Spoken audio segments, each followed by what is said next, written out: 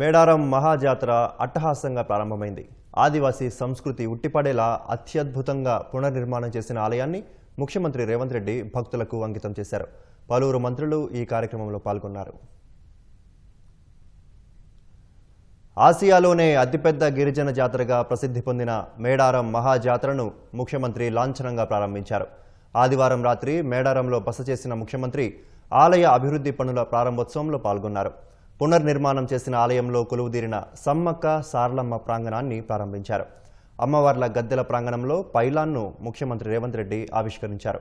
అనంతరం కుటుంబ సమేతంగా వనదేవతలను దర్శించుకొని ప్రత్యేక పూజలు చేశారు.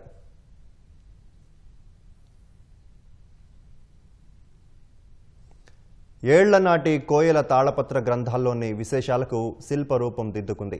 చారిత్రక కట్టడాల తరహాలో అద్భుత కట్టడం ఆవిష్కృతమైంది.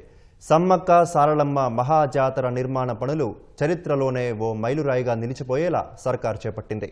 రాతి శిలలతో అభివృద్ధి పనులకు ప్రాణం పోయగా 4000 టన్నుల గ్రానైట్పై ఆదివాసీ చరిత్ర సంస్కృతి తెలియజేసేలా 7000 చిత్రాలను హృదయంగా చిత్రీకరించారు. సెప్టెంబర్ 23న ముఖ్యమంత్రి రేవంత్ రెడ్డి ఆలయ పునర్నిర్మాణ పనులకు శ్రీకారం చుట్టగా 3 నెలల తక్కువ సమయంలోనే ఈ పనులను పూర్తి చేశారు.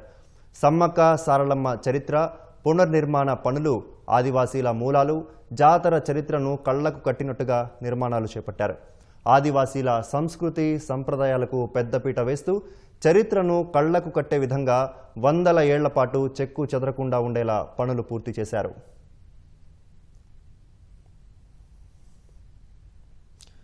గద్దెల ప్రాంగణాన్ని చారిత్రక కట్టడాల మాదిరిగా పటిష్టంగా ఉండేలా 46 పిల్లర్లతో 271 చదరపు మీటర్ల విస్తీర్ణంలో ప్రాకార నిర్మాణాన్ని పూర్తి చేశారు. వీటి మధ్య 40 అడుగుల వెడల్పుతో 3, 30 అడుగుల వెడల్పుతో 5 స్వాగత తోరణాలు ఏర్పాటు చేశారు. గద్దెల ప్రాంగణానికి ఎదుట 50 అడుగుల వెడల్పున ప్రధాన స్వాగత తోరణం, వృత్తాకారంలో ఉండే గద్దె చుట్టూ 8 స్తంభాలు, మధ్యలో వెదురు బొంగులతో తీర్చిదిద్దారు. తాళపత్రాల్లోని కోయ వంశీయుల చరిత్రను ప్రాంగణం గోడలపై చిహ్నాలుగా చెక్కారు. ప్రధాన స్వాగత తోరణంపై సమ్మక్క వంశీయుల చరిత్ర తెలిపే 59 బొమ్మలు అబ్బురపరుస్తున్నాయి. దాదాపు 750 మంది కోయ వంశీయుల పేర్లకు సంబంధించి 7000 చిత్రాలను ఏర్పాటు చేశారు.